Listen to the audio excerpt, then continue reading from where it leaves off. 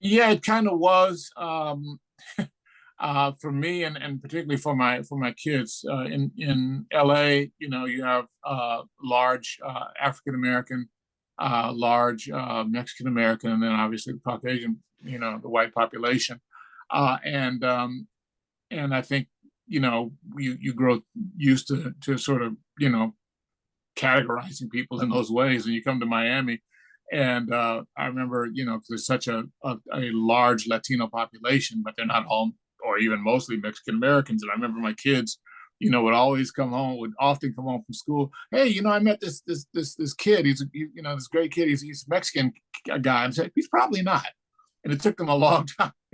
It took them a long time to really get into just because he has a Spanish surname or speaks with a Spanish accent, he's probably Cuban. And if he's not Cuban, he could be Nicaraguan, he could be Brazilian, et cetera, et cetera, et cetera. So I think that was a bit of culture shock. And then for me, it was also culture shock in the sense of, it was the first time I'd interacted with Black people from the Caribbean, because for most of my life outside of Florida, if you're Black, there's certain common origin points and certain common experiences that we all have.